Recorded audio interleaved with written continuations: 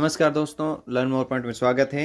आज की वीडियो में बात करेंगे बेरोज़गारी भत्ते के बारे में कि जो अभी सूचना मिली है कि 2 लाख अभ्यर्थियों का इंतज़ार और बढ़ा है। जैसे कि मतलब जो 2 लाख अभ्यर्थियों ने आवेदन किए उनको बेरोज़गारी भत्ता क्यों नहीं मिल रहा है, इसके साथ ही कब मिलेगा, और जो भत्ते के लिए नया कोर्स लॉन्च किया है कि अगर ये कोर्स नहीं करते हो तो आपको बेरोज़गारी भत्ता नहीं दिया जाएगा, इसका क्या प्रोसेस है और कहाँ से ये कोर्स करना है, इसके बारे में पूरी चर्चा करते हैं। इससे पहले अगर आप चैनल पर नए हैं तो लाइक, सब्सक्राइब, शेयर ज़रूर कीजिएगा। तो आपके बेरोज़गारी भत्ते संबंधित हर सवाल का जवाब इस वीडियो में दिया जाएगा। इससे पहले मैं बता दूं कि आपने अगर ये नहीं पता है कि आप अपने बेरोज़गारी भत्ते का स्टेटस कैसे चेक कर सकते हैं, तो मैंने इसके बारे में वीडियो बनाया है, डिस्क्रिप्शन में लिंक दे दूंगा, वहाँ से आप जाके ये देख सकते हैं कि अपने बेरोज़गारी भत्ते का जो फॉर्म अप्लाई किया उसका स्टेटस क्या है, क्या वो पेंडिंग में है या वेरीफाई हुआ, अप्रूवल हो गया है, क्या प्रोसेस है उसका और किस लेवल तक पहुँचा है।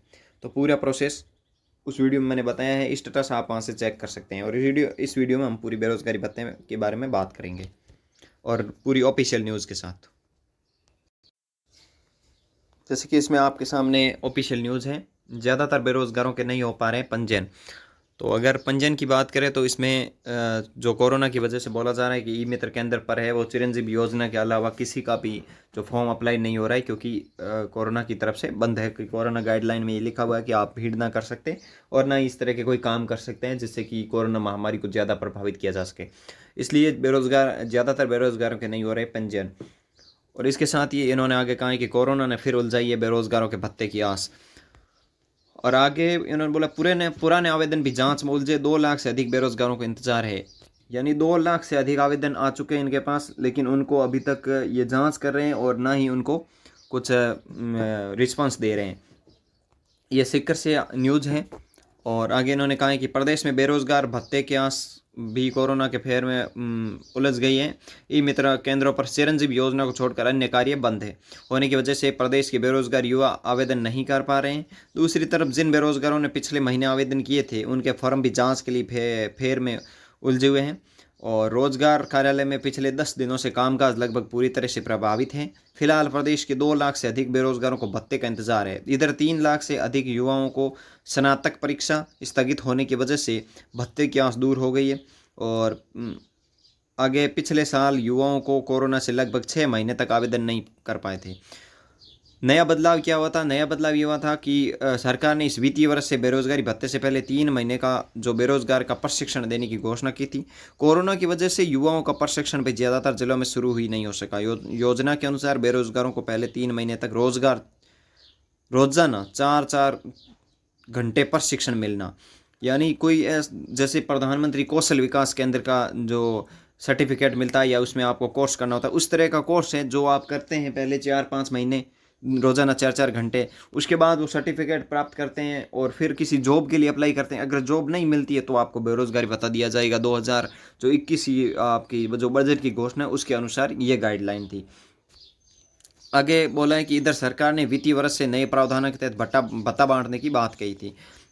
अब तक हर साल 1.60 लाख युवाओं को फ़ायदा मिल रहा था, लेकिन इस साल 2 लाख से अधिक बेरोजगारों को फ़ायदा मिल सकेगा। लेकिन अभी प्रशिक्षण देने वाली कंपनियां वो भी मजबूरी में मतलब प्रौद्योगिकी कक्षाएं शुरू नहीं कर पा रही हैं, क्योंकि उनको भी दिक्कत है कोरोना की वजह से। तो आपको ये सब बात तो आपको पता है या आपने अखबार में पढ़ लिया। अब मेन बात ये है कि ना तो इनको बेरोज़गारी भत्ता देना है ना कुछ और करना है, क्योंकि अशोक का जो जाने का समय आ गया है और कुछ ज़्यादा है नहीं, क्योंकि 1 साल और बचा है या 1-1.5 साल बचा है कार्यकाल का। अब कोरोना को जिम्मेवार ठहरा के ये लगभग पिछले साल के कुछ बेरोजगारी भत्ते थे उनको स्टॉप कर दिया है। और इस साल के जो 5 से 6 महीने पहले या लगभग 10-10 महीने हो गए वेरीफाई हो गए, लेकिन अप्रूवल नहीं कर रहे फॉर्म, ना पैसे डाल रहे अकाउंट में। अगर देना ही है बेरोजगारी भत्ता तो फिर क्या ये प्रॉब्लम खड़ी कर रहे हो? फिर कोर्स करो। अगर कोर्स में जितने पैसे लगाएंगे उतने आप देंगे ही नहीं तो फिर फ़ायदा क्या है इस कोर्स का? और क्या करना चाहता है ये मतलब राजस्थान सरकार चाहती क्या है इसमें? अगर आवेदन की बात करें तो आप आवेदन देख सकते हैं। इन्होंने बोला 2 लाख अभ्यर्थियों को देंगे। अब सबका फॉर्म तो वेरीफाई हो रहा है, आराम से हो रहा है। आप 8-10 डॉक्यूमेंट लगते हैं, सब आपके पास है।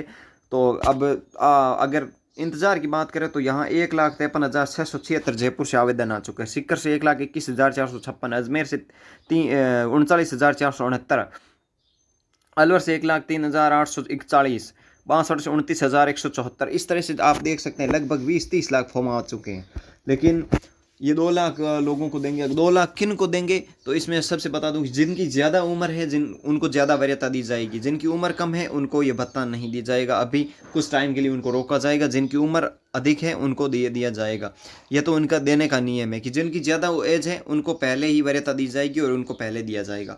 और कोर्स की बात करें तो कोर्स है वो प्रधानमंत्री कौशल विकास वाला, उस तरह से कोई कोर्स होता है जिसमें कि आप कोर्स करेंगे, फिर वो सर्टिफिकेट लाओ, फिर अप्लाई करो। अगर जॉब नहीं मिलती है तो फिर आप इसमें बेरोज़गारी भत्ते में अप्लाई करेंगे, तब जाके आपको ये बेरोज़गारी 4,000 रुपये महीने वाला भत्ता मिलेगा। और जब तक ये कोर्स होगा तब तक अशोक सरकार चली जाएगी और कुछ कोई भत्ता है ना कोई बात है। बस ये गवर्नमेंट का ही नियम है, बस इन्हीं का ही किया हुआ कबाड़ा है पूरा कि नहीं देना है भत्ता, फेर बदल के इन्हीं को इसी में उलझा के रखना है, बस बैठे रहेंगे। पिछले साल के जो भत्ते थे वो स्टॉप है, उनको भी वापस रिन्यू नहीं कर रहे हैं, ना उसके लिए कोई प्रोसेस कर रहे हैं।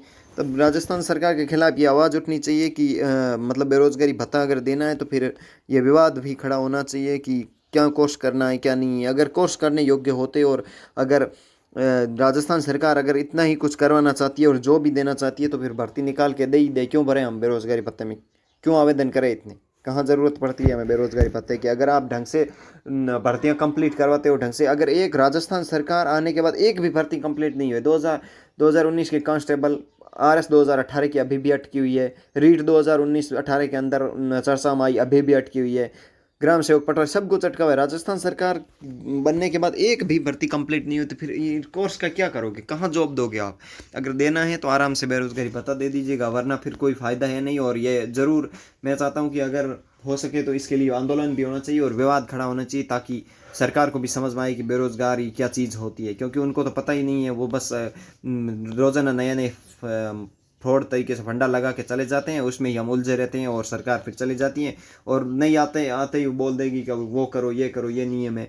तो इसीलिए आप सभी से निवेदन है कि ज़्यादा से ज़्यादा वीडियो को शेयर करें और आप सभी से निवेदन है कि जहाँ तक हो सके इस चीज़ से बचिएगा कि कोर्स का हटाने की कोशिश करें। और कोई भी बेरोज़गारी संघ जैसे उपेंद्र यादव जी से हैं उनसे भी संपर्क करें और उनसे आगे बात करने की कोशिश करें। आज के लिए बस इतना ही, और भी अगर क्वारीज हो तो आप कमेंट बॉक्स में कमेंट ज़रूर करें। धन्यवाद।